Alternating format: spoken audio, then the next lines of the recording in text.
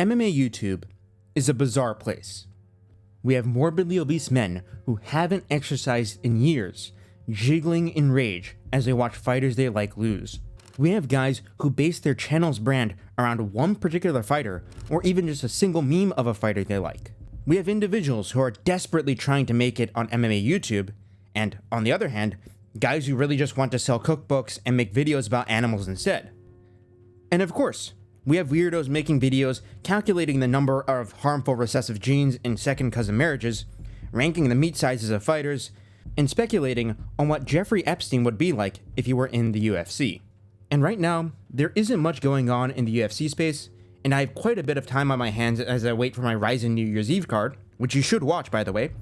So I decided, you know what? Why not make a video about the opinions I've developed about my peers on MMA YouTube over the year or so I've been doing this. So yes, just to fill up some time for this new year, here's my ranking of all the MMA YouTubers, or at least all the ones that I really cared to watch.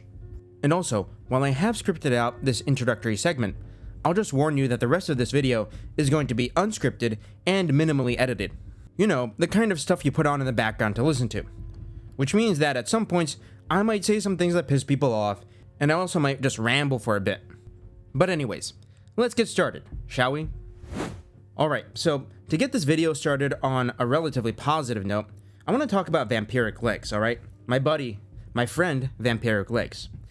First, if you're not subbed to Vampiric already, go do it right now, alright? Seriously, go do it right now, because every single video that he produces is unique, alright? And the reason why I say that is because VampiricLegz covers topics that often don't go addressed in MMA, but are actually like incredibly important. And specifically, I'm talking about fighter management, refereeing, and the marketing of the UFC.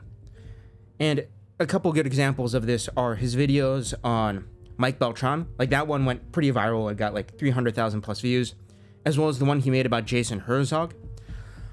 And I have to say, Vampiric is like, he's told me this himself, because we've spoken a couple times in Twitter DMs, and I've noticed this about his content as well, and he actually is quite self-aware of this, but VampiricLegz is very good at finding dirt on other people. And I think that gives his content a bit of a sarcastic edge that I think it would turn some people off, but it also, you know, has its own charm, its own unique appeal, and it's what really makes him stand out as an MMA YouTuber, okay? And that's why my grade is A, okay? The other thing I have to say about Vampiric is that most of his videos, you know, they're not like incredibly well edited, like some of the documentary channels I'm going to talk about later, or the mini documentary I made about Colin Salkill in my own case. But, you know, he makes sure to put in the time. He doesn't just ramble into a microphone like many other MMA YouTubers do. And whenever he's producing a video, he makes sure to think it out. So I think that really has to be commended. And personally, my favorite videos of his are the ones that he made about Trevor Whitman. Alright, that one. As well as, of course, the video he made about Mike Beltran and the sort of gang-related past that Mike Beltran has. However, the one point of criticism I do have towards VampiricLegz is, and I'm pretty sure he's going to watch this, so I apologize if this causes offense, Vampiric, but I think he should stream less and post more often, because his scripted videos are the peak of his content, and I feel like in MMA YouTube, streaming is already kind of like a closed niche. It's already kind of saturated because of the presence of guys like, you know, Bedtime MMA, MMA Guru, etc. And look, I'm not saying the live streams that he does are bad. I think they're quite alright. But the thing is, if I was just an average content consumer on MMA YouTube and I was asked, would you rather tune into a VampiricLegz stream or an MMA Guru stream? I would, you know, 9 times out of 10 choose MMA Guru. But hey, that's just me.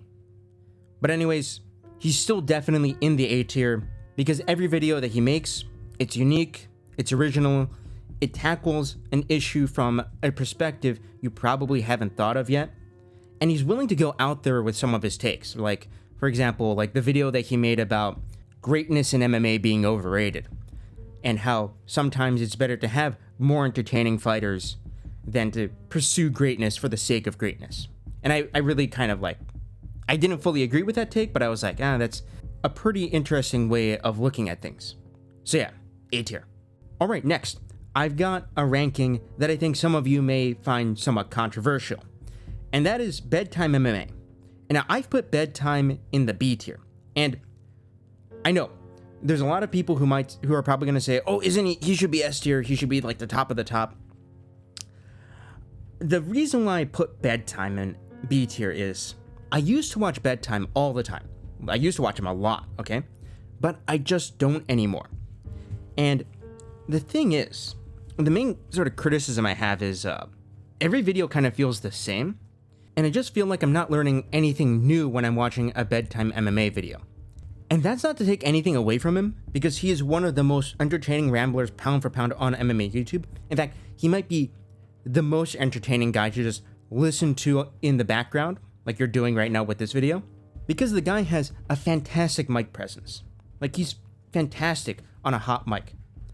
But the thing is, if you've watched like 5 Bedtime MMA videos, you've kind of watched them all, which is why I have him in B tier.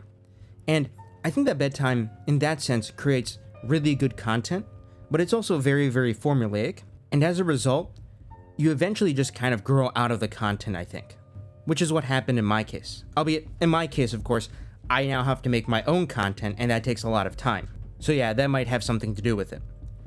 However, one of the things I truly respect about Bedtime is that the guy actually trains and competes in Muay Thai, which is something that most other MMA YouTubers don't do.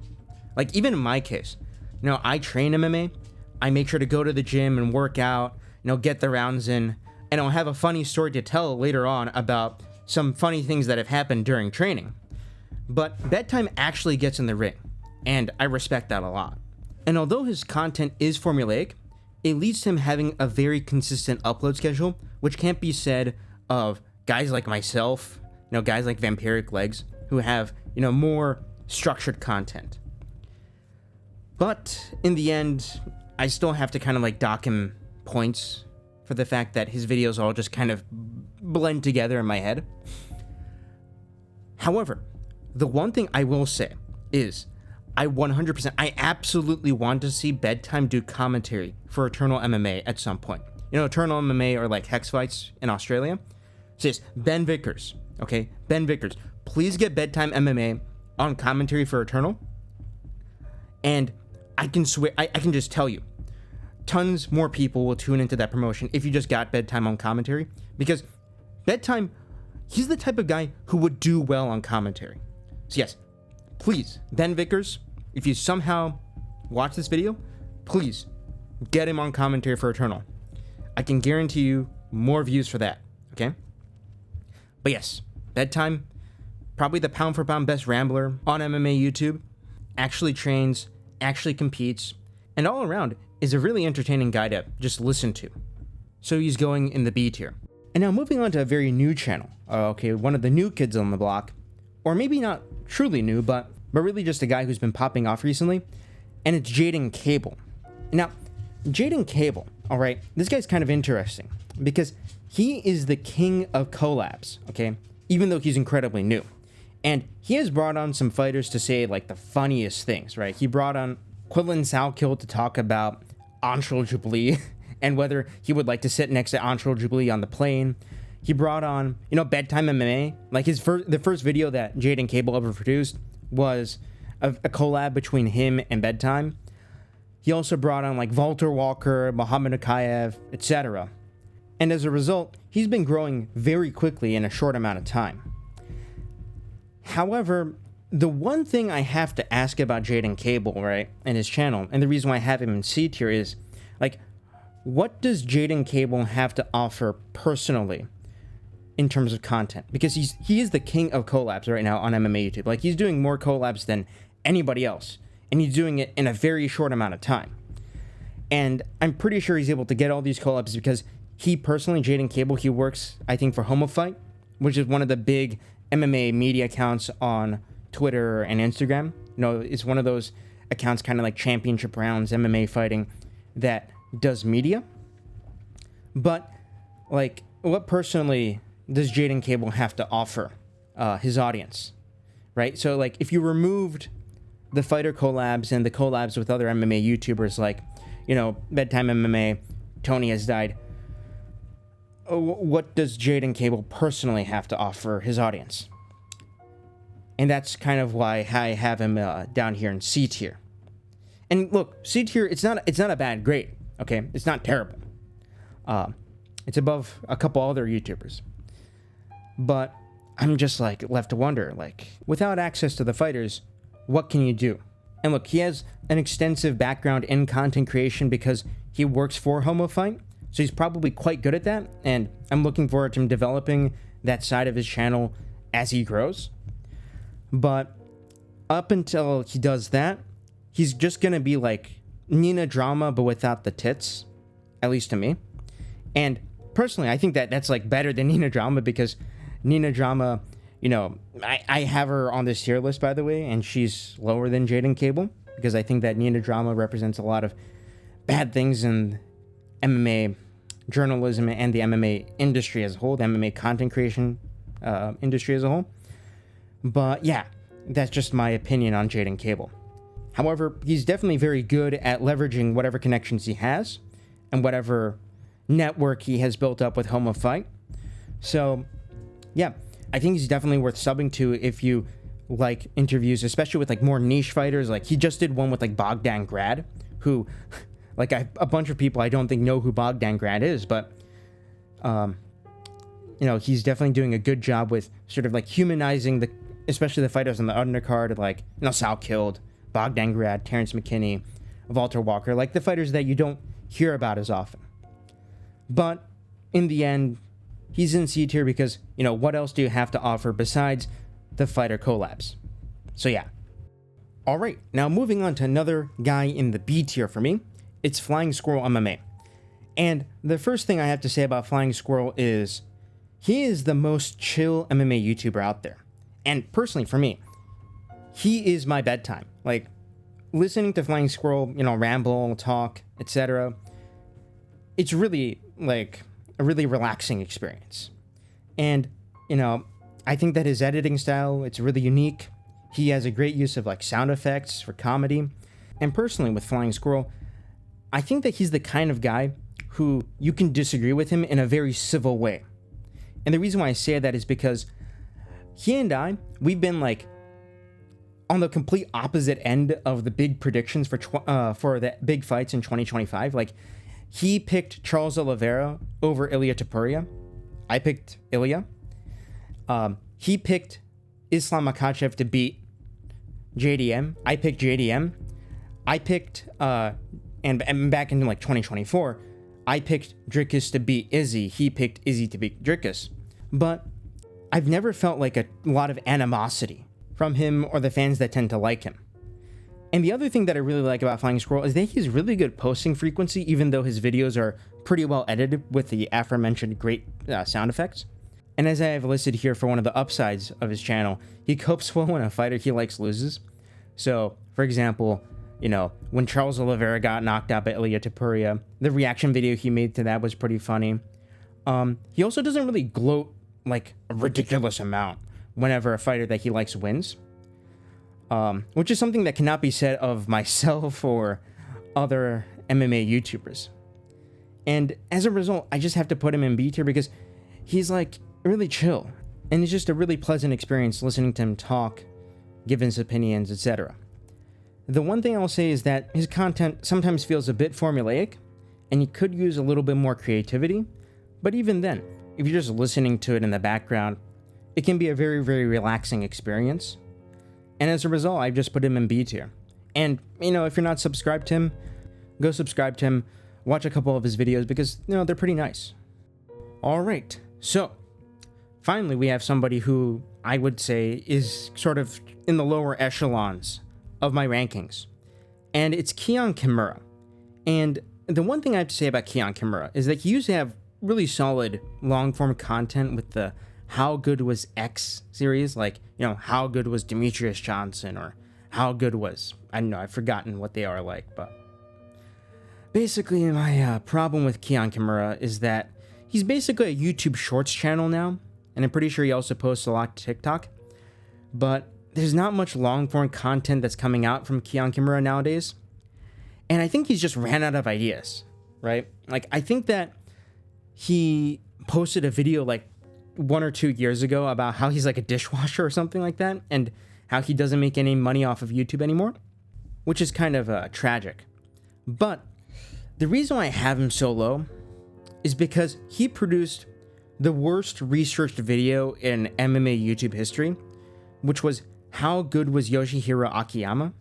And the reason why I call this the worst researched video in MMA YouTube history is because he ignored a lot of context around Yoshihiro Akiyama's career. And let me just explain that real quickly. So in this video that Kiiyon Kimura made, he framed Yoshihiro Akiyama as this sort of gentlemanly fighter, and that's kind of just not true. And the reason why is because in this video that Kimura made, he almost completely dismissed Yoshihiro Akiyama's greasing against Kazushi Sakuraba in their fight in K1 Dynamite as just something that happened.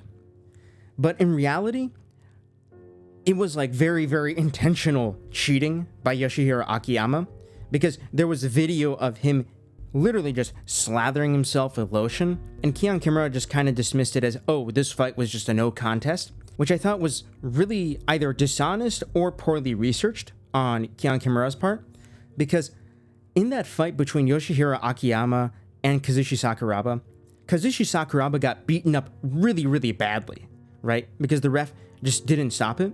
And Kazushi Sakuraba was complaining in the fight to the ref, hey, he's slippery, Subidio.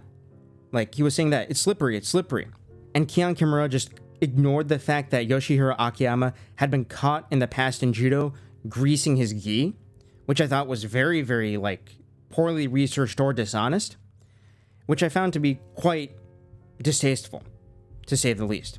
And he also just completely ignored the fact that due to this incident between Akiyama and Kazushi Sakuraba, Yoshihiro Akiyama is one of the most hated fighters, if not the most hated fighter in Japanese history.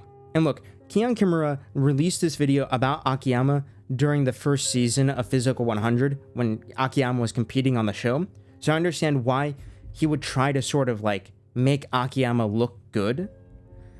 But man, ignoring the context behind Akiyama's cheating, especially with what he was doing back in his judo days, it just doesn't sit well with me.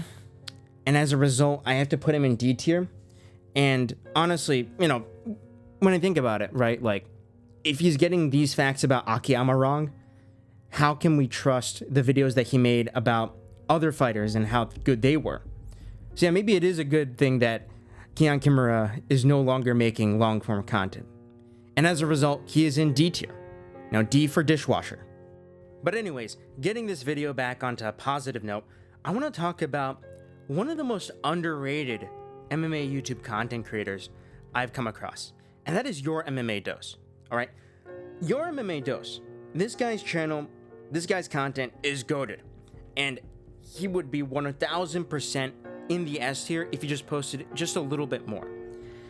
His fighter downfall documentaries are hilarious and informative, and they're some of the best MMA content that's out there.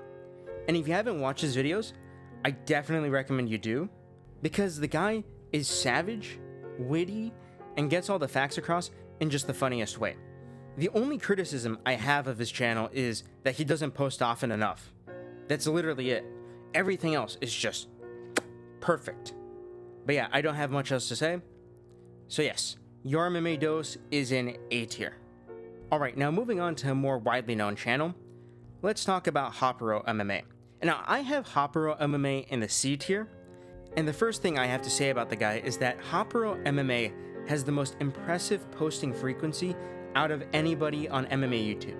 Like, the guy is constantly making videos, constantly making content. And yes, it's mostly just picks, predictions, and tier list content, but there's like a few unique videos that are sprinkled in there to spice things up. Like, there was this one video that he made about Neil Magny, and like the effect that Neil Magny has had on the UFC welterweight division, and I thought that was pretty hilarious. However, in the end, his videos all just kind of blend together for me. And as a result, it kind of suffers from the Bedtime MMA effect where every video feels the same, but it's without the mic presence and the personality that Bedtime has. So all the content just feels like content, right? It's just stuff that you put on in the background and listen to kind of mindlessly. And as a result, I have to put him in C tier because it just kind of blends together all in like a mush. However, I still have to give him his props for just the impressive amount of work that he's able to put in. Like, putting out a video a day is no joke. So yeah, I have to respect him for that. All right, now moving on to Ariel Helwani. Now, I have him in the D tier, and there's a very specific reason why I have him in the D tier, okay? But first, I'll give him his credit. He's the top source for fighter interviews, and he used to have some solid journalism. Back in the day when he was breaking news like the fact that Brock Lesnar was going to be on UFC 200, when he was actually challenging the UFC, speaking up against Dana White, etc. But man, Ariel Helwani has fallen off, and there is a reason why I believe he deserves to be in D tier. Ariel Helwani, right now, is not covering other MMA promotions during the UFC break, okay? Like, Will Fleury versus Martin Buday just happened today, okay? As well as Alex Zumagulov versus David Dvorak in Octagon. There was zero, and I repeat, zero promotion from Ariel Helwani about that Octagon show, even though it was like the biggest event in Europe. There's also zero promotion for the Rise in New Year's Eve card from Ariel Helwani, okay? And this guy is at odds with Dana White and the UFC, okay? This guy got banned from the UFC. But he's not covering other MMA promotions. Instead, he's covering like Andrew Tate, Jake Paul, and doing interviews with the other UFC fighters, okay? Like Kayla Harrison, I think. He's doing an interview with her because she has her title fight coming up. But like, Ariel, you have this huge platform. You're the most like well-known MMA journalist in this space. Why aren't you using that platform to promote other fighters fighting in other promotions to sort of boost the MMA industry as a whole?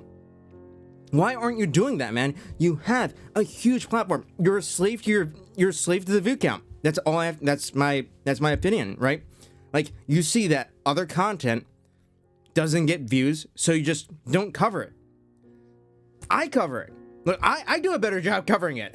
And I release like, one video every once in a while, and it gets fewer views, but I'm still getting like 15,000 views on those videos. So there is a demand because a lot of people who are watching your videos, they're watching it not just for the fighters, but also because they like you yourself, Ariel Helwani, and that gives you a platform to be able to promote these other promotions. And maybe, kind of like make a dent in the UFC monopoly that will eventually, I swear, will probably end up killing the sport, okay?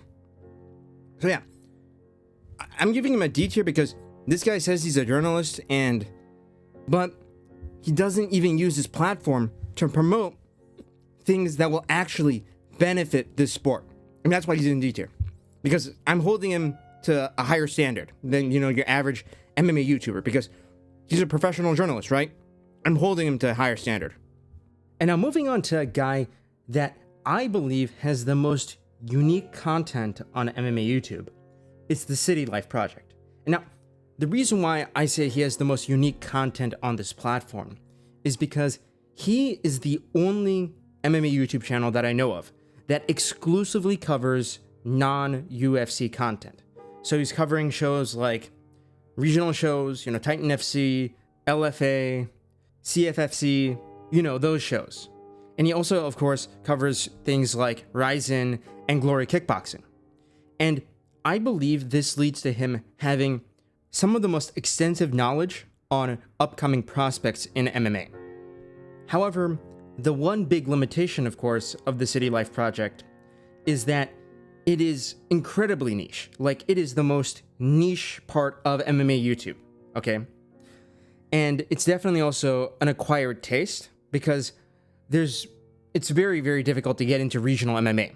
Although the City Life Project, of course, is a great gateway into that scene. And the other sort of downside, I guess, it could be a downside, it could also be an upside, is that the City Life Project, the guy that runs it, has very strong opinions that could be off-putting for some people. Like, for example, he doesn't consider the UFC to be real MMA because they don't allow grounded knees and soccer ball kicks like Ryzen and Black Combat do. So yeah, that is his own personal take. I don't fully agree with it, but it is definitely a take and definitely a unique opinion in the MMA scene. Now, moving on to the first F tier of this tier list, we've got Jesse on Fire. And the reason why Jesse on Fire is in F tier, it's because he's not even an MMA channel anymore. Okay, he's a bullshit political YouTube channel. And the channel is all about politics and conspiracy theories, and his political takes also tend to be pretty terrible as well. Because they're garbage, they're pure garbage, right? Like, he was like bringing up the conspiracy theory of like regarding like the Charlie Kirk assassination that Candace Owens was spreading. And overall, he just seems like a schizo boomer conservative type. And although, you know, my channel, I tend to make, you know, edgy jokes. I tend to make some chuddy content, you know, stuff like the Quillen Salkeld video and the video I made about like John Jones's boyfriends, things like that. But Jesse on Fire, I think he actually legit believes like all the conspiracy theory bullshit. And honestly, he's the kind of guy that makes his own political views look very, very bad because of how poorly he presents them. But yes, he's no longer an MMA channel, and therefore he just gets an F. And also, his political takes also get an F from me, because it's not even about the content of the political beliefs, it's about how he presents it, and the way that he presents it makes him look like a total conspiracy theory boomer. Now, continuing the train of negativity, we've got Rigo. Yeah, Rigo. And I've got a lot of things to say about Rigo, and even though I'm trying to keep this video under an hour, let's just go through the list of things Rigo has done. First, Rigo is a literal groomer, okay? A literal groomer. And you can watch Musical MMA's video series covering this topic. They're like a year old at this point, but he pretty much conclusively exposes Rigo MMA as a groomer, okay? Rigo is also an alcoholic and a degenerate, and he got his old channel deleted because he created it with his college email address, okay? And that email got deactivated, so he lost his channel, which had like 20,000, 25,000 subscribers at the time of deletion. And the thing with Rigo, though, okay? The number one thing with Rigo, well, not the number one thing. The number one thing is the grooming thing, but even his best videos, right? Like the one he made about Drew Dober culling the lightweight division, stuff like that. All those memes were taken from MMA Guru's chat, okay? So he's like a meme parasite. He would just take all of the best memes that everybody else was producing, everybody else was making, everybody else was getting on, and he would just take them. And yeah. And the thing with Rigo is that he is an edgelord. He's an edgelord, all right. I'm an edgelord too. But with Rigo, he presents all of his edge with none of the substance. So for example, a while back, I made that video, the most popular video on my channel, the one about Dagestani inbreeding. And Rigo low-key plagiarized that video, but he didn't present any of the scientific facts that I presented in my original video, and he remade the video without any of that information. So I called him out on it. You can find that video on my channel from a while back. But he's like all edge, no substance, and he's a groomer, just a terrible channel. I'm glad that his old channel got deleted, by the way. And I'm glad he's basically irrelevant nowadays. So yeah, that's all I have to say. Now, getting to some positivity at last, we've got AbridgedMMA. And full disclosure, AbridgedMMA and I are actually IRL friends because he's currently living in Japan right now. And I have to say, the guy is a phenomenal guy in real life. And He also makes some of the best content on MMA YouTube. He makes a good mix of content. You know, fighter documentaries, analysis, news, and reactions to fight cards. And all the editing he does, it's solid, engaging, and the way that he's able to, you know, scrape regional scenes for the fights of famous fighters, like the early fights of famous fighters, perfect content. And I would say he's a great starting point for casual MMA fans who are trying to like get deeper into the sport and learn more and more and more. Like his videos on Alex Pereira, Yuri Prohaska. He also had one on Kaya Sakura that I think got deleted because it contained like copyrighted footage at some point. All those like all Alex Pereira fights explained, all Yuri Prohaska fights explained, Fighting Nerds documentary. All those are like great long form content that I think anybody can enjoy. And the one other great thing I would say about AbridgedMMA is that he's not an asshole like myself or MMA Guru. So you can recommend the videos to anybody.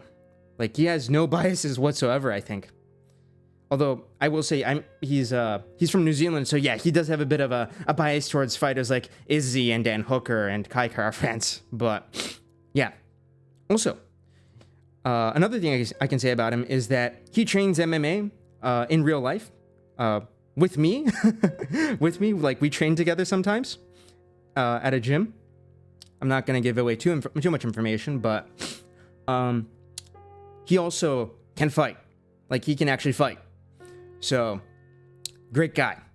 And definitely recommend his channel. And now, getting back onto the negativity train, we've got TrueBlue Live, formerly known as Full Guard Frenzy. And here's the thing with TrueBlue Live / Full Guard Frenzy. This individual was an absolute S tier back when this individual was still referred to as Full Guard Frenzy. But the thing is, this individual ended up undergoing a gender transition. And after transitioning, this individual ended up privating all of their, I don't know the pronouns, I don't want to get canceled either, I'm just going to use their here, you know, YouTube policy guidelines and such, their old content. And the thing is, this individual produced some of the best analysis that I had seen in years. And it's a shame that it's all been privated. And I just have to say, it's over. This individual now makes variety content. I think this individual also makes some MMA-related tier lists nowadays on live streams.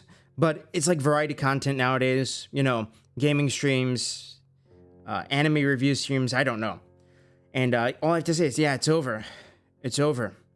And it's truly a shame because this person produced what I would consider to be the goated MMA video of 2024, which was this speed analysis of Tom Aspinall versus John Jones called Tom Aspinall Knows Something We Don't. And like this person went through and analyzed every single frame of like Tom Aspinall and John Jones's fights to find out that there was a significant speed advantage for Tom Aspinall. And that was the reason why John Jones was ducking Tom. And man, this was such a good video. I loved it. So it's truly a shame that it's gone, and probably gone for good. And now moving on to a sort of ranking that I struggled with. I have Luke Thomas in the C tier.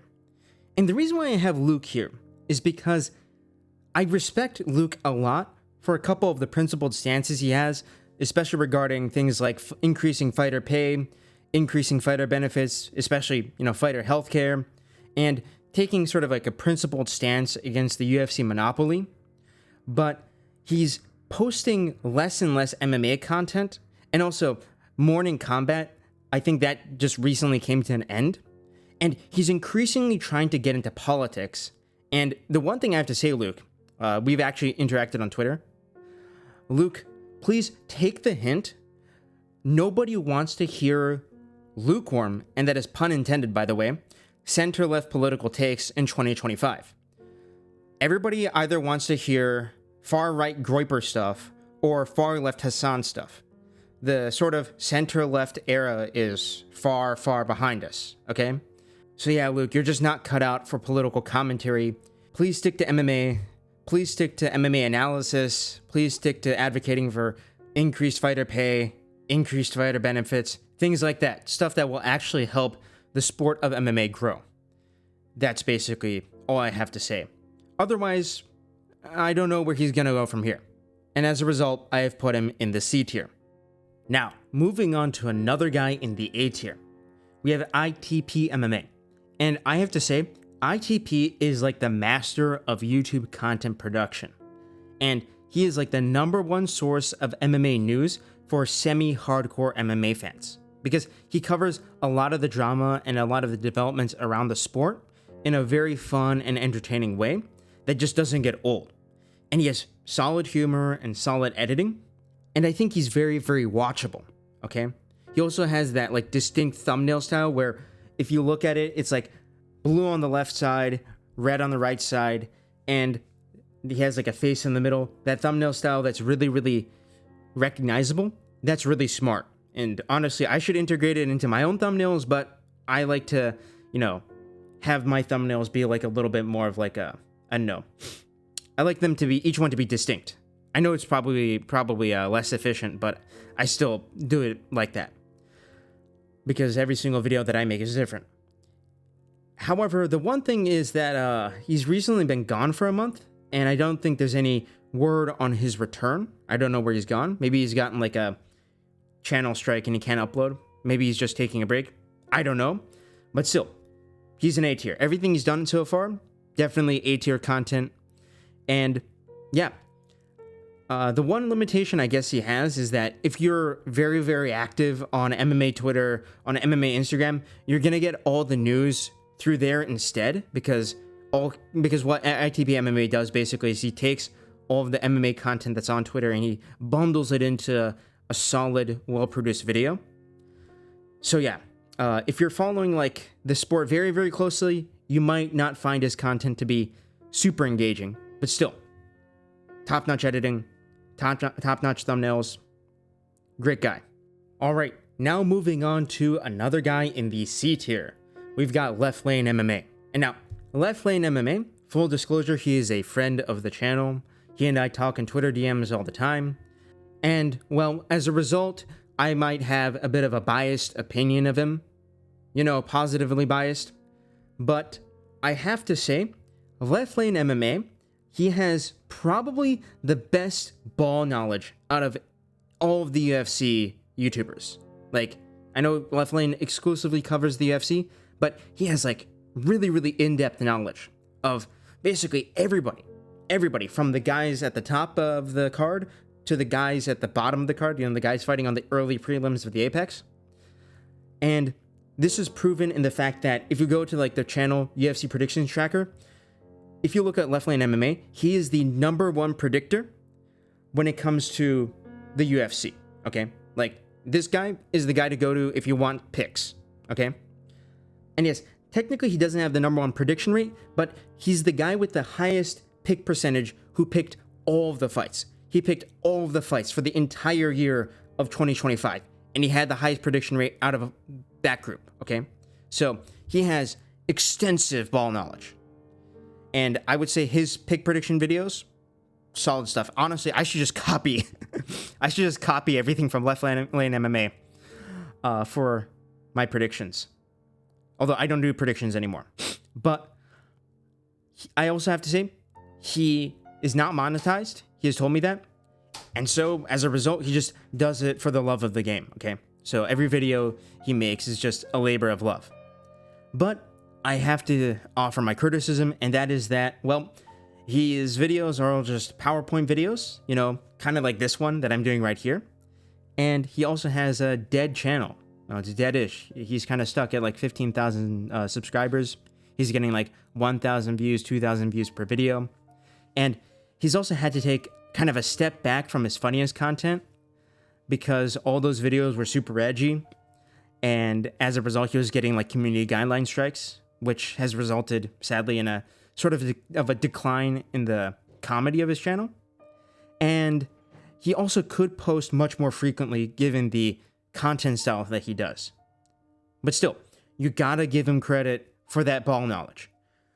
Having the best prediction rate on YouTube is no joke. All right, now, moving on to MMA On Point.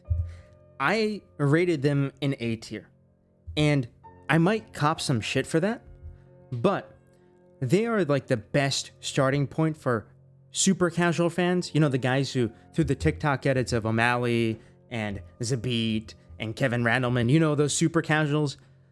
MMA On Point is the channel that will get those people to start learning more and more about the sport. And I have to say, they're also a very underrated source for the history of the sport and information on non-UFC content, because they tend to cover things that go beyond the UFC. You know, they cover Pride, Strikeforce, WEC, all those very old promotions, right? For the history of the sport. And as a result, you just learn a lot, right? Like, a lot of my knowledge of the sport comes from MMA On Point. And another thing is that they always have top-notch editing, right? Because they outsource their editing, their editors, the editors that they hire, they're pretty good. And yeah, they also have pretty good, they also have a pretty good social media presence.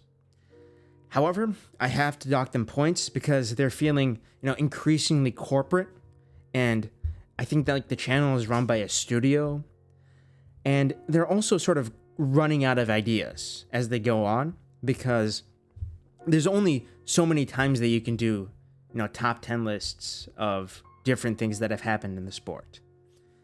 But yeah, there's still a great starting point for getting into the content of MMA, getting into the UFC, getting into, you know, the sport in general, you know, even combat sports in general, right? But yeah, A tier.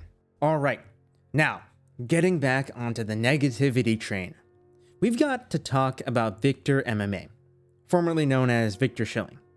Now, the one good thing I have to say about this guy is that he is very, very good at getting views. Like, all of his videos have 50,000, 100,000, 300,000 views. And he's probably the most casual, friendly channel out there right now.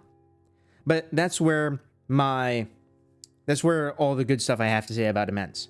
Because this guy is 100%, 1000% using AI for thumbnails, and is likely doing so for scripts and voiceovers as well. And his style format is also like very easy to copy, and I think that this might have bad ramifications for how MMA YouTube works as a whole from this point onwards, because there are already copycat channels of his emerging, and I don't see that as a good thing. And as for the proof of the AI accusations I'm making, here are some slides showing his content. So as you can see here, the videos All 7 MMA Errors Explained and 3 hours of boring UFC history to fall asleep to, like those videos, you can very clearly tell that the art in that is AI art. And I clicked on and I watched a bit of the 3 hours of boring UFC history to fall asleep to, and I found all sorts of AI used here, okay? Like, for example, look at this slide. After several minutes of deliberation, the referee disqualified John. And it's like, disqualified John? Would a guy with Piotr Jan in his profile pic make this mistake? Okay? Because this is a captioning mistake, right? The guy has Piotr Jan as his channel profile pic, and he can't even spell Jan's name right. Insane, right? And moving right along, in the same segment about Piotr Jan versus Aljamain Sterling, you can see here, but the Deku victory remains instead of DQ victory. Deku victory, what? Like, when did we start talking about My Hero Academia here? And moving on, when he's talking about Elite XC, he delivered a legendary rant condemning Elite KSI? What? Yeah, so like, he's definitely using like AI captions here. And moving on, shortly after, Adesanya hunted to reclaim the title from Drake. Reclaim the title from Drake? What? What? What's going on here? What's going on here, VictorMMA? VictorMMA, but Drake is retained after submitting Adesanya at UFC 306. Drake is retained. And also, I'll point out here, the event number is wrong because Duplessis versus Adesanya was UFC 305. So he's getting his facts wrong here as well, okay? And also, the grammar here is wrong, but Drake is retained after submitting Adesanya at UFC 306. Like, that should be, but Dricus Duplessis retained his belt after submitting Adesanya at UFC 305. So yeah, he's getting the facts wrong there as well, and the grammar wrong. And we also have this here. A new generation began rising fighters like Paddy Pimblett, Rainier de, and I'm guessing de Ritter. And he has like Paddy, de Ritter, Gary, and Shavkat there on the screen. Like I can keep going, but what's the point, right? And also, I'll say, if you watch this video, you can almost like 100% tell that he fed his voice into like an AI voice generator to voice over this entire video. Okay? Like you can tell because there are like strange cuts. The rhythm of his speech is off. There's like something strange going on here with this video. Okay? And I also have like other things like grammatical issues, right? Like the man barely react, absorbing the punch and staying seated regarding the McGregor punching an old man incident. McGregor eventually took a plea deal, avoided jail time, paid restitution. And you can see here the sentence. It's not and paid restitution. Like there's grammatical errors all over the place. It's like very clearly AI generated content. And as a result, I just have to say, this guy's getting an F tier for me because it's just AI slop. This guy's just putting on AI slop. And if this stuff starts dominating MMA YouTube, it's going to ruin the entire scene. So yeah, F tier. Screw it. And now moving on to another AI channel, let's talk about Mark Fighting. And he also gets an F from me because he is not just an AI channel, but he is also a bit of a content thief. So, if you listen to his voiceovers, it's very clearly an AI voice because you can't hear the sound of the guy taking breaths during his recording, right? Which is a clear sign of a voiceover being AI. And also, he posted a video from VampiricLegz where it was that really popular video that VampiricLegz made about Mike Beltran and his connections to like the biker gangs. And as you can see here, he ended up getting called out in the comments for it. And all I have to say is, you know, if you can, don't support this stuff. All right, and now we get to the big guy, the fat guy, the Lord Piggy himself, the MMA Guru.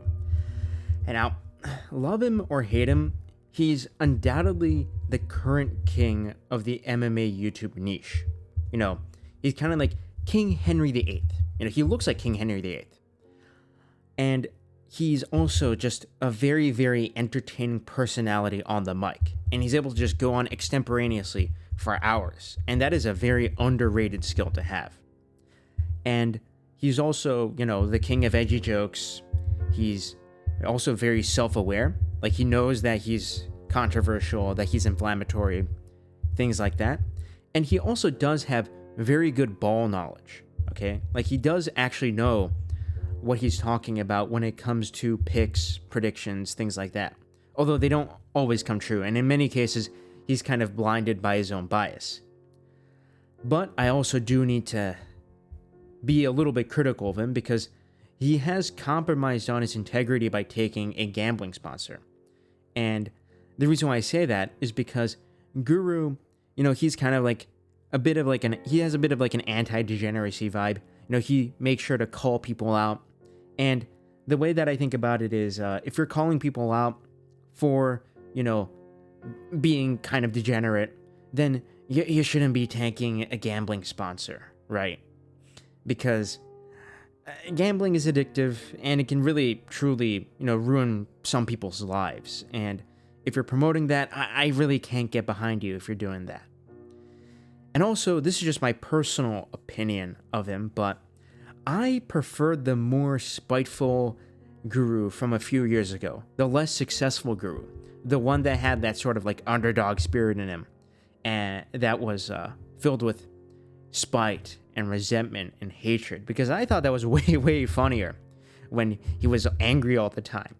But nowadays, he's made it, he's successful, he's famous, He's doing all these collabs with all these fighters. Although I'm hearing that he's getting ghosted by more and more fighters because, certain management firms like Dominance MMA and Iridium have fighters make sure that they're not talking to him. But I preferred the more spiteful Guru of days gone by. But still, I have to give him an A grade because he's the king, right? He's King Piggy for a reason. And yeah, he's also just very, very entertaining on the mic. So A grade. And now moving on to another MMA YouTuber in the thumbnail that I used to clickbait you, we've got Kenny Okoye. Now, I clickbaited you, and I say that I clickbaited you because I don't think Kenny is the worst MMA YouTuber in this space, in this milieu, but he's not good either. And, as I say here, love him or hate him, he's undoubtedly the current court jester of the niche. And that is because, he's kind of a clown, right? He's kind of a clown, and he's also just not very good at YouTube. And the reason why I say this is because people really only watch his videos when they want to watch him cope or seethe about a fighter he likes losing. Like the time when Israel Adesanya got submitted by Dricus, or the time that Israel Adesanya got knocked out by Nasruddin Imavov, or the time that he coped about Magomed Ankalaev getting knocked out by Alex Pereira. People just want to see him cry. And that's because Kenny Okoye has built his entire audience around rage bait, basically. He has very few genuine fans. His fans are mostly just people who like to see him very upset. And as a result, I just have to give him a D grade because otherwise, besides his rage bait, he gets very, very little engagement, right? And the proof of this is that if you go and look at his videos, his most viewed video is a debate between him and Bedtime MMA, and it has like 30,000 views, which for a channel that's been going for quite a while is not very good. And his other videos, it's like the Raja Jackson incident, and that incident went viral, so everybody was getting great views off of that incident. And besides that, it's like the video of him coping about Dricus Dricus beating Izzy. So, yeah, he's just not very good at YouTube, right? Like, I've been around for a much shorter period of time than Kenny. And, I've already surpassed him in sub count. I've already far surpassed him, not in total view count because he puts out like a ton of videos. I'm not sure where we are here, when it comes to the total views on the channel, but I already have videos that are far more viewed than his. And also, as a cherry on top, he blocked me on X for making fun of the fact that he's not very good at YouTube. So yeah, that was pretty funny. But yeah, he's in D tier because he's just not very good at what he does. And now moving on to a somewhat new channel, we've got Tony Has Died MMA. And now first, I have to say, rest in peace to his Instagram page. It had like 100,000 followers, one of the biggest Instagram MMA meme pages on that platform, and it got nuked. So yes, I send my condolences. And now, the one big thing that Tony Has Died MMA has to be credited for is that he is the man who helped force John Jones into retirement by starting that petition to get John Jones stripped of the belt, which I thought was fantastic. And he also has pretty decent memes, right, all around, because he is, first and foremost, an MMA Instagrammer more than an MMA YouTuber. But I do need to sort of put in some criticism here, and that is the fact that his videos are mostly just PowerPoint presentations, and he's already kind of capping out in terms of growth. So I think that needs to kind of like switch up the formula with a few more interesting video ideas and maybe some more complex editing to try and boost his channel a little bit further. But yes, he's a pretty good guy. He's a solid guy. I've spoken to him a few times. And yeah, he could definitely probably benefit from some better editing. But overall, he's not a bad guy. He's not a bad YouTuber. And he's also a pretty entertaining person to talk to. And now, moving on to my own channel, AnikiMMA. Now, I have myself in the B tier. And let me explain my reasoning for my own self-evaluation. First, I get told quite often that I have some of the best thumbnails on MMA YouTube and some of the best editing. And when it comes to the thumbnails, I actually outsource them to my friend. He goes by Nailcell. He's a friend of mine from college, but yes, he makes fantastic thumbnails. And I have to credit him for a lot of my success. So yes, thank you so much to my thumbnail artist. And in regards to my editing, I don't think it's incredible. I don't think it's even that complex. But, I make sure to put in some more effort than some of my other peers on MMA YouTube. And when it comes to the content itself, I like to think of myself as having some of the most unique content on the platform.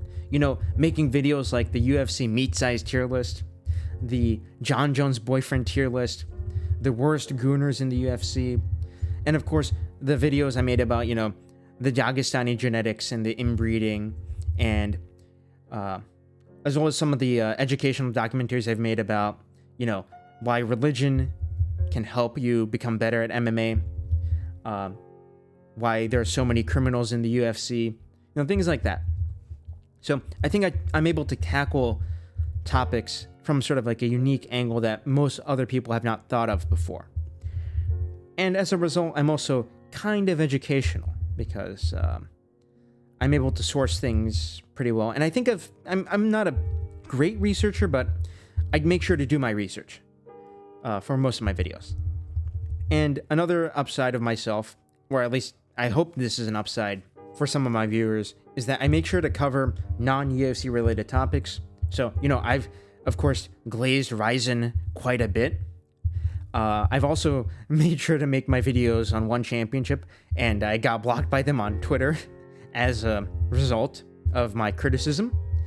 And I plan to make more non-UFC related content when I have the time and when I have the ability to do so.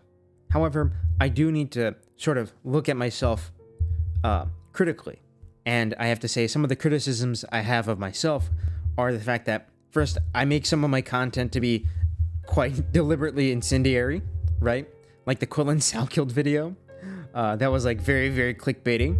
Although Quillen ended up watching and liking the video and he shared it with his entire team, which I thought was really, really cool. But yeah, I am kind of controversial, and I do know that I am controversial. Although I try to make sure that it's in sort of like a more nuanced way. The other big criticism I have of myself is that I might be a little bit too niche for my own good, which, might end up compromising my overall total potential growth. But then again, I don't see that as necessarily a bad thing. Sometimes it's better to have like a smaller, more tightly knit sort of community. But yeah, that is definitely one problem that I might have. And also, I guess one final piece of criticism I have for myself is that I'm not very good on the hot mic, and that's why I script out most of my videos and I don't ramble like this for most of my videos like many other YouTubers do. So yeah, I am putting myself in the B tier. Alright, and now moving on to a very different channel from myself, let's talk about Nina Drama. And now I have Nina Drama in the D tier. And the reason why I have Nina Drama here in the D tier, you might be surprised because you might have expected me to put her in the F tier. The reason why I have her in the D tier is because back when Sean Strickland was the UFC middleweight champion, Sean and Nina were like the perfect combo. Like, I love their videos. Those were legitimately hilarious. But that's about where my praise ends. And first of all, she's an industry plant. Like, she's very clearly put there by the UFC to kind of like do all the fighter interviews and all of that. And she wouldn't be much if she didn't have unfettered access to all of the fighters, and if she didn't have the blessings of Dana White himself. Another criticism I have to have is that, well, she's literally a porn star. Like, you know, you can find all of her nude photos back from her Playboy days, right? So, the way that she thirst traps people with, you know, her, like, kind of like doing close-ups of her breasts and stuff, like, you can see what's under there. Like, she revealed that years ago. And another criticism I have to have is that, well, you know, she's like the biggest promoter of vice in the sport. And I just really can't get behind that. You know, it's literal coon-brained behavior that she's promoting.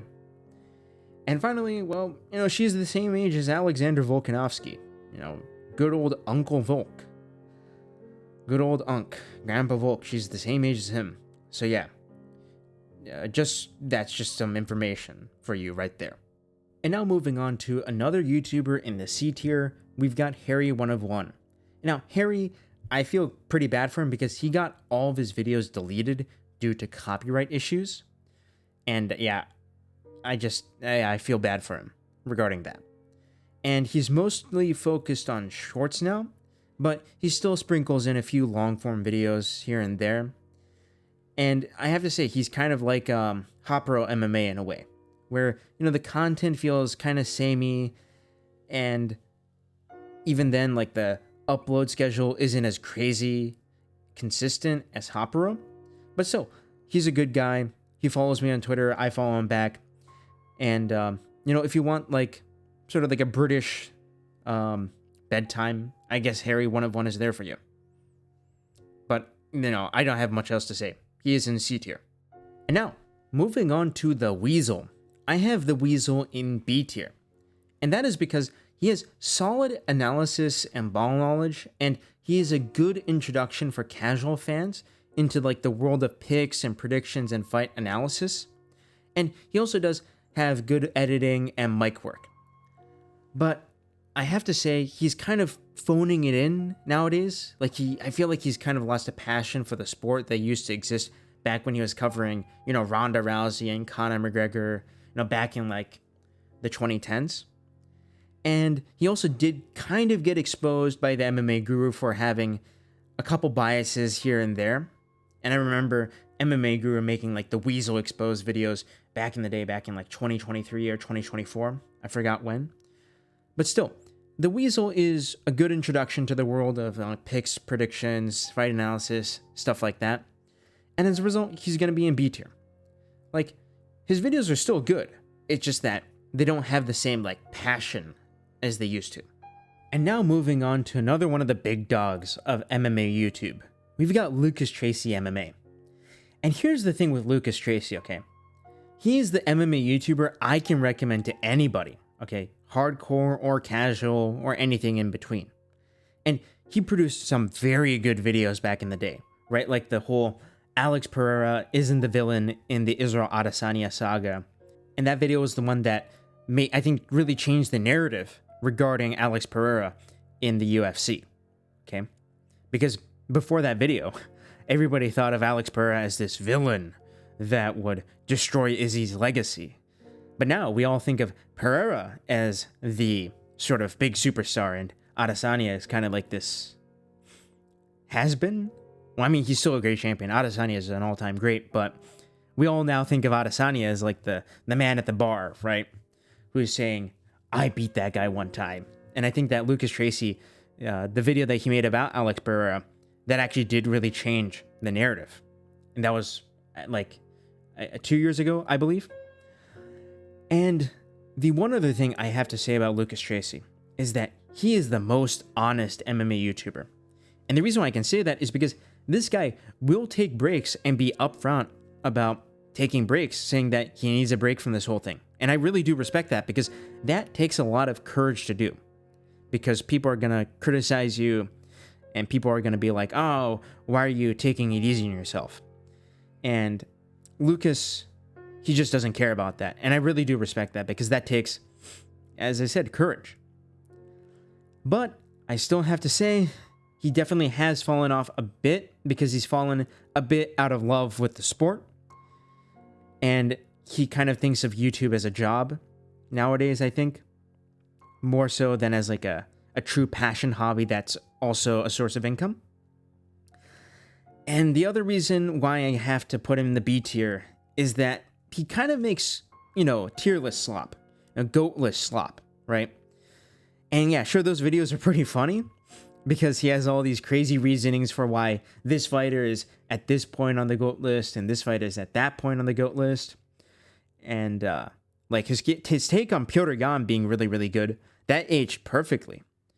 But still, it's the same old GOAT list argument slop that, sure, it's funny. Sure, it's entertaining, I'm sure, for his audience, but it's not like it takes a lot of effort to make. And the whole who's the GOAT of the sport conversation, it ends up being quite repetitive. But still, he's still a fun guy, entertaining guy, and there's a reason why he has such a strong and dedicated audience. And now moving on to a guy in the C tier, we've got Warhorse MMA. And this guy is like the #1 genuine Khalil Roundtree super fan.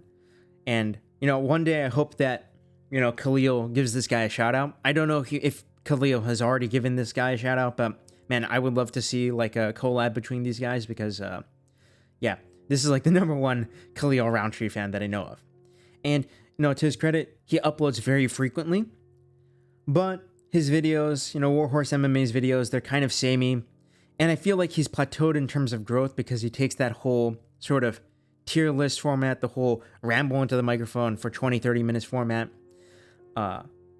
he's taken it as far as it can go. And as a result, he's kind of tapered off in terms of growth. But still, fun guy, I guess. If you prefer his content to others, I mean, I guess that's perfectly fine. And as a result, he's in C tier. And now moving on to the fighting business, I have to give this guy his props. He is in A tier. Because this guy makes better fight hype videos than the UFC. And he has like a good combination of unique and familiar content. Like this guy is a true professional.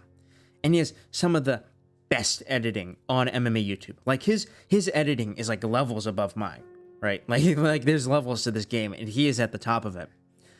But sadly, his channel has been incredibly damaged by MMA Crazy's copyright claims. And I just feel bad for the guy because some of his best content has been removed from the channel because of those copyright claims. That really sucked because those were just fighter interviews that MMA Crazy filmed in. Sure, I guess technically they own the copyrighted footage, but I mean, like, come on, it's a fighter interview. Like, you can grab it from other sources as well, right? So yeah, I just feel bad for the fighting business.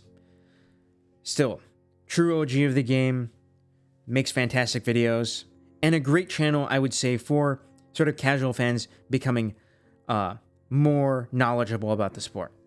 And now, getting back to the D tier, we've got MMA Joey. And now, MMA Joey, I'll say all the positive things first. First, he's got good upload consistency. Like, he's grinding every single day on YouTube and on social media. Okay, so I've got to give him his props for that because the guy is a grinder. Maybe in more ways than one, but okay, let's keep it positive for right now. He is also the best pound for pound best like rage baiter on MMA YouTube and MMA Twitter. Like he is really good at forming rage clicks. Like he's very, very good at that. And yeah, that has to be something, right? And the final good thing that I have to say is that he called out BKFC and Ariel Helwani for screwing over Frankie Edgar. Because nobody else was calling that out. I had no idea that was happening, but MMA Joey, he went back and he made sure to call them out for screwing over Frankie Edgar. I forgot exactly how they screwed over Frankie Edgar. Maybe they didn't like give him a fight or something like that. I forgot exactly what it was. But yeah, he made sure to call them out, and nobody else was doing that. The MMA media wasn't doing that, and MMA Joey just stepped in and did that. And I thought that was very important. But now, let's talk about the downsides of MMA Joey. He has like this weird, bizarre Islamophilia. Like he loves Muslims, despite being a kafir, which, means not Muslim. Like, Like, he's like really, yeah, he really like taps into that fan base, even though he's not a Muslim himself. And he's constantly going on about how, like, you know, Guru is an Islamophobe and the UFC is like Islamophobic and all of that. And I'm like, but you're not a Muslim yourself, so why are you defending these guys? Why are you like going to bat for these guys so much? Right? And the other thing I have to say about MMA Joey is that ITP MMA is just better than most of Joey's content. Like, ITP MMA, he tends to be much more concise than Joey. He tends to be much less inflammatory and much less biased than Joey, I think. And as a result, it's like, why would you go to MMA Joey when you could be going to ITP MMA? And also, other things I have to say is, well, he's plateaued in growth, and I'm getting more views than him per video nowadays. Like, I'm getting like 30,000, 40,000 views. He's getting like 15,000, 20,000 if he's lucky. And finally, he is morbidly obese. Like, this guy is like the most unathletic guy I've ever seen commentating on combat sports, which I find very, very funny. And not in a good way. Like, in a sort of like a humiliating way. Like, the guy is overweight, he's fat, and he just kind of like jiggles around. I'm just left to wonder, why do people go to this guy for combat sports content? But yeah, that's MMA Joey. Now, moving on to another guy in the A tier, we've got MMA Che. And now, personally, I believe that MMA Che has the second best breakdowns on MMA YouTube, right behind Jack Slack. And honestly, I might just say the best breakdowns on MMA YouTube, because Jack Slack, most of his content is on his Patreon and on his own website. So I might as well just put best breakdowns on MMA YouTube. And I just love the combination of like MMA Che's humor and his knowledge and his love for Charles Oliveira and Charles Oliveira's jiu-jitsu and Charles Oliveira's fighting prowess is just beautiful. It's genuine and it's hilarious. Like, the reaction that he had when Charles got knocked out by Tapuria, I was like, I made fun of it, but I was like, man, Che really does love olives. And I thought that's like hilarious and awesome. And watching him react to Charles getting that win over Matheus Gamrot in Brazil, that was also fantastic. Like, I loved it. And another great thing I have to say about Che is that this guy has the best one-sided beef on MMA YouTube. Like, his criticism of Daniel Cormier and his criticism of Daniel Cormier's commentary is just so funny to listen to. Like, I love it. Like, him making fun of the fact that Daniel Cormier doesn't understand the scoring criteria of MMA. Just, I love that stuff. But I still do need to say a couple critical things about him, and that's the fact that, well, he's increasingly paywalling more and more of his content, and he's putting it behind the members-only paywall, which is, I'm sure it's profitable for him, but it's like, you know, it's just going to lead to, like, fewer viewers interacting with his channel, which can, you know, hinder its growth.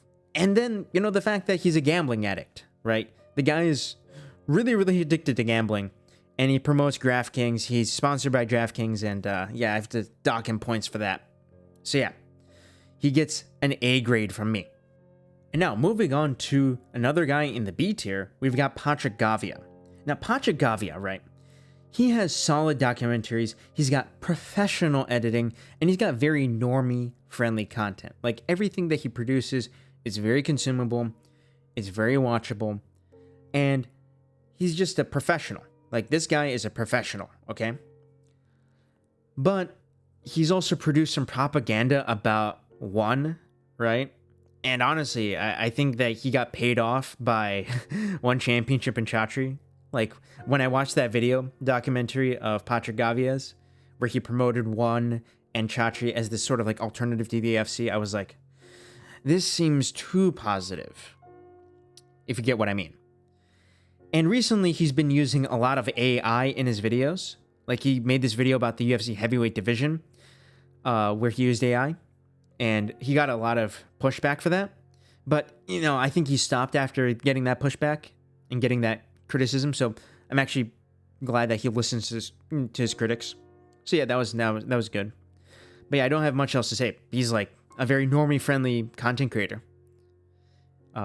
Although, the fact that he is normie-friendly, and the fact that he made those videos about one championship that propped them up as this alternative to the UFC that's going to take over combat sports, or take over MMA, that was like,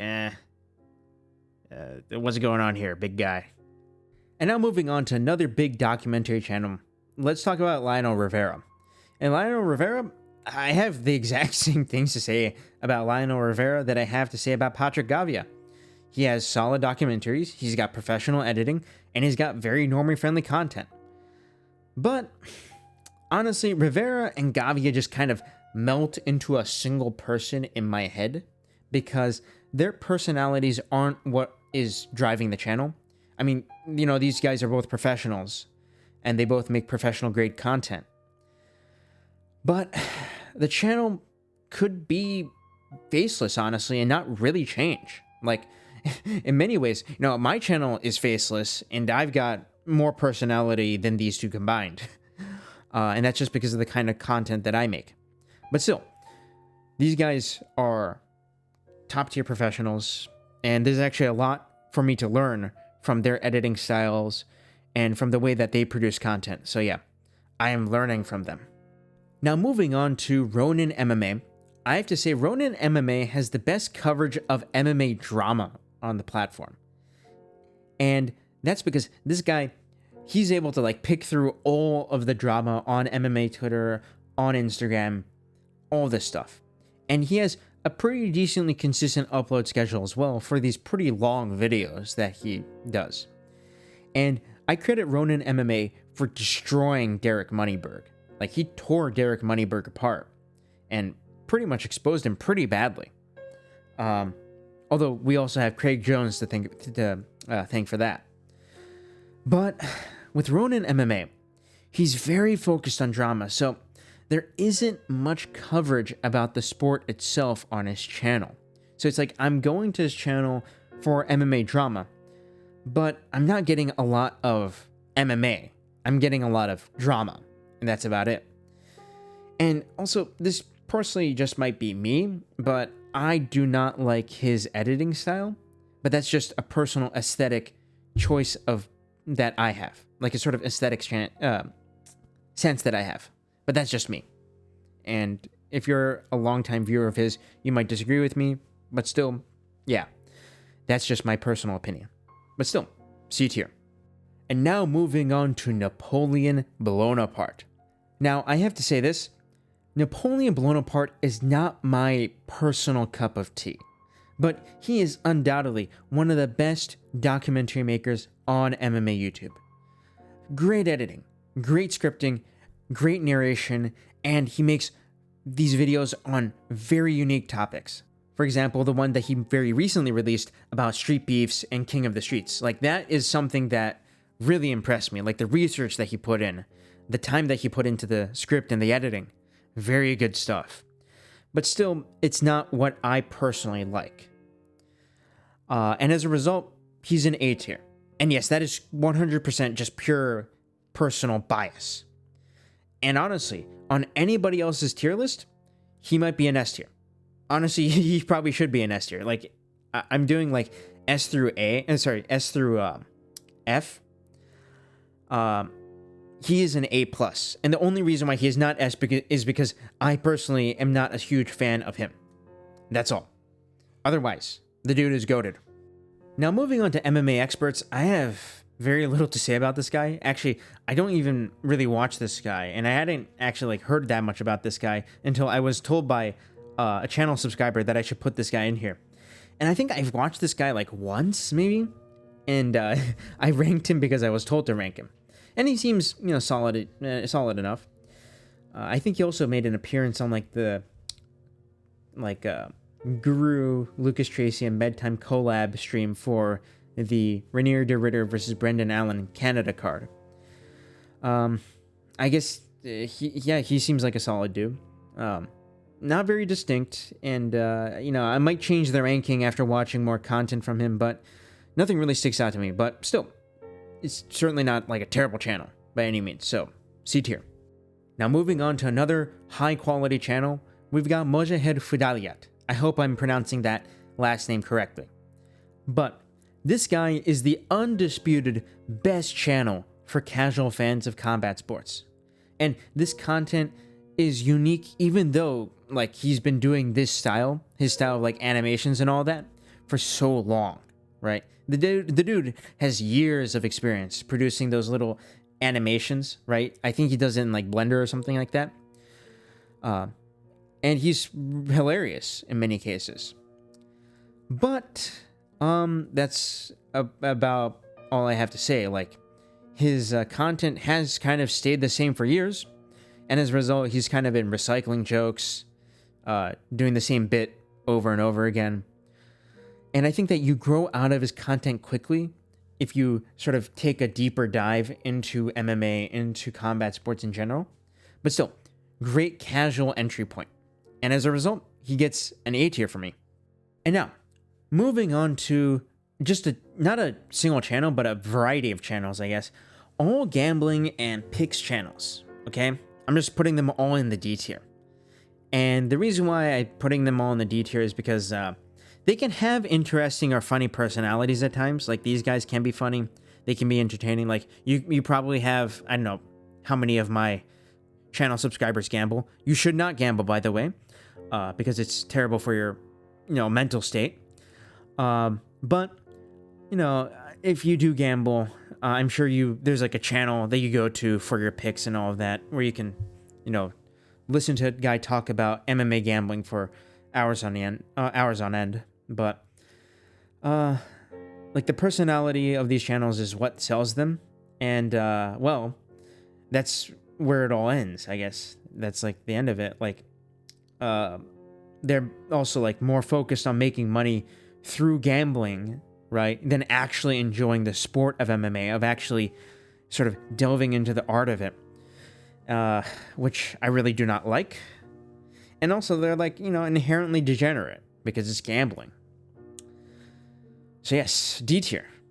They're also all kind of like the same, right? Because they're all they do is just offer gambling picks. So yeah, D tier. And now, the Mixed Martial Academic. This guy is truly amazing, truly phenomenal. This guy makes phenomenal documentaries about a wide range of topics, like all sorts of stuff. Like his video on CTE, his video on TJ Dillashaw, the video that he recently made about Jose Aldo and his journey through the UFC, through the WEC, all that. Phenomenal stuff, phenomenal content. And he has incredible editing and like one of the best voices for narration that like I've ever encountered. Like, the dude is truly a savant. And he combines like, humor, gags, with quality information. And he does his storytelling in such a professional way. Truly, I have nothing bad to say about this guy. Maybe he can upload a little bit more consistently, but even then, every single video is a masterpiece. So, like, I'm not going to complain if there's like huge gaps in between uploads, right? Because this guy is truly a professional, a hard worker. And personally, he is my personal GOAT of MMA YouTube, right? Like, I can recommend any of his videos to anybody. He's casual friendly and hardcore friendly. This guy is like everything you need, really. When it comes to like learning about the history of the sport, when it comes to learning about techniques, when it comes to learning about the stories of fighters, things like that. Truly amazing. I have nothing bad to say about him. So yes, he is S tier, and he is the GOAT tier. He is the GOAT of MMA YouTube. I'll just put it like that. But now we come to not my personal GOAT of MMA YouTube, but my personal inspiration and my personal favorite channel on MMA YouTube. And that is MMAI. All right.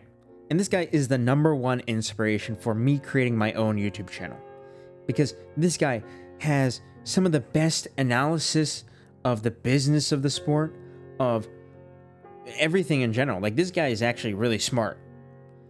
And the big inspiration I had for making my own channel was his analysis of Tony Ferguson's downfall and decline, and the way that he kind of like documented the way that Tony's game kind of just fell apart over time. like, I was like blown away by that video and how in-depth it was. And it's still one of my, I think that's still like my favorite MMA YouTube video of all time. Actually, no, that's my second favorite, because my actual favorite, is the one that MMA made about the finances of the UFC and the incestuous relationship that exists between, you know, fighter management firms, between regional promotions and the UFC matchmakers. Like the way that he went through and he broke down how Iridium has all these fighters that they have contracted to them that go on to then fight in Dana White's Contender Series. And as a result, many of these fighters, they end up getting screwed over because they get like an offer for a UFC contract against some like high-level contender at some early on in their career when they're not ready for it. And as a result, they just kind of get ground out without an opportunity to develop. And the way that MMA kind of like exposed that, the way that he was able to sort of break that down, the way that he broke down like the relationship between the UFC and gambling as well. All of that. Phenomenal stuff. Like, this guy is the real deal, right? And honestly, like, I know some people who work, you know, kind of in like the, you know, MMA space, okay? I know some people who are a little bit higher up, let's say. I recommended this channel to them as well, because this guy knows his stuff. And it's kind of insane. And I also know fighters who have watched this guy's video. It's insane. And they say, and they watched his video, especially on the whole breakdown of like Iridium and Dominance MMA and all these MMA management firms. And they were like, oh my God, this guy has all kind of like put it together in such a convincing and in such a solid way. Like, we knew parts of this, but nobody has put it together in the way that MMA has. Like, nobody has done it like that. So like, when I'm hearing feedback like that from fighters who are fighting in top level promotions, because I do know some, you know that this channel has some great stuff to offer. And although he doesn't upload nearly as often as he should, please, MMA, if you're hearing this somehow, if you're somehow listening to this, I'll just tell you, man, there are people, fighters, who are watching your content and are waking up because they know that they've kind of been screwed over. So yeah, I just wanted to let you know you are making a difference. But anyways, that is the entire tier list. I hope you enjoyed it. And yes, it is tier list slop. But, well, that's what you're gonna get, because currently I am quite busy. You can probably tell that the audio quality has changed quite a few times throughout this tier list, and that's because I am traveling, I'm going around places, because it is New Year's, and that is the big time in Japan when all the stuff happens. So that is why you are getting this very long but very unedited video, and I hope you enjoyed it. Goodbye.